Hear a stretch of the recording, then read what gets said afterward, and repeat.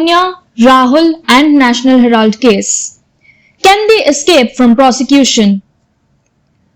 With the elections of several state assemblies scheduled in the coming months, as well as closing in for general elections in 2024, every action of government agencies like the Enforcement Directorate or Income Tax Department or the Central Bureau of Investigation are bound to ignite nationwide political sparks, with respective party supporters taking the issue to streets.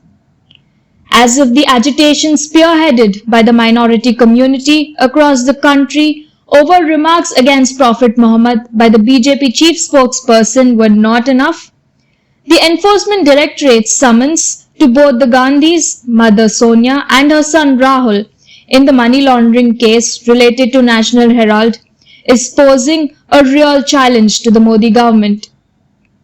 The months which lie ahead may prove much tougher for the BJP-led NDA government at the centre, with the determination of the opposition to create unprecedented unrest in the civil society. With gullible people willing to take to the streets and participate in protests for a price is what looks more disturbing.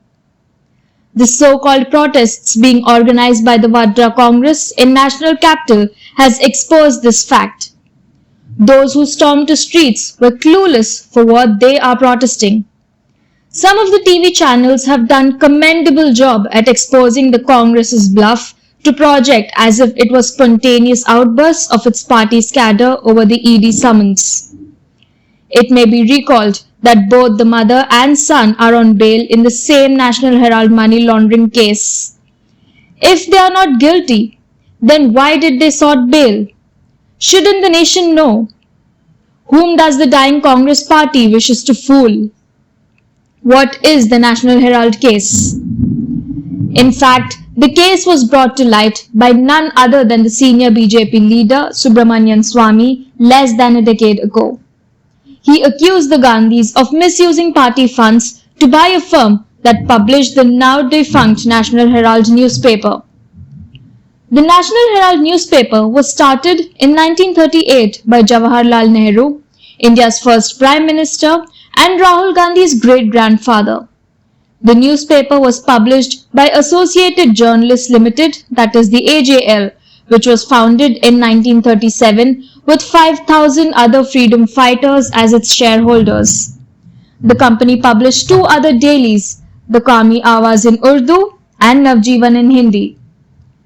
Shaped by some of the most influential leaders of the time, the National Herald came to be identified with India's freedom struggle, earning it the reputation for being the great nationalist newspaper of the country.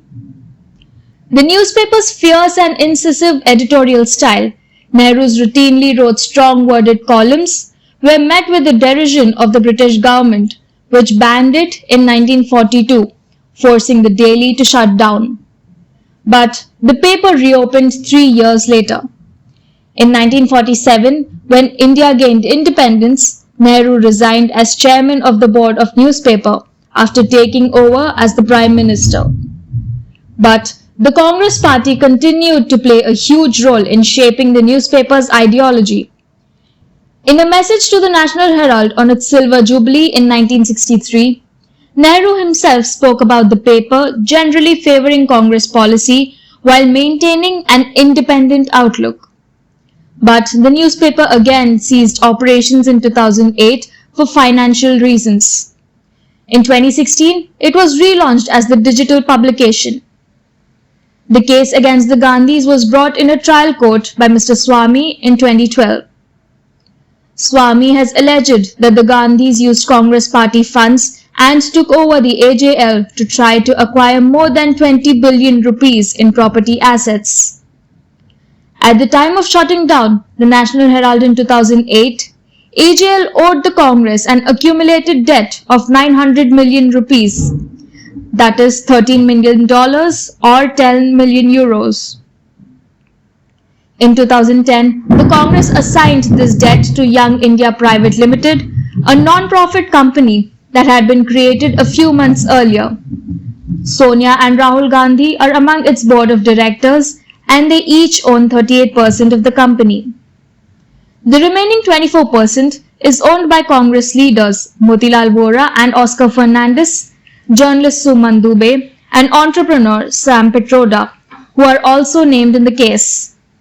Swamy alleges that the Gandhis used subterfuge to take over assets worth millions in a malicious manner. Young India acquired complete control over the AGL and its real estate located in Delhi, Lucknow, Mumbai and other cities, the BJP leader has alleged. But the Congress party dubs it as a strange case of alleged money laundering without any money and accused the BJP of political vendetta. Interestingly, a determined Swamy, who claims the mother and son duo ought to go to prison as the Rs 2,000 crore embezzlement is hanging on their heads as a Damocles sword. According to him, the punishment under the provisions of money laundering fraud is not less than a minimum of 7 years. If that becomes a reality, then the Nationalist Congress is heading for a trouble. One has to wait and see how far the opposition parties, mostly consisting of regional satraps, come in support of Gandhis as they themselves are under the scanner of these government agencies. This is MS Purthy for Orange News 9 TV.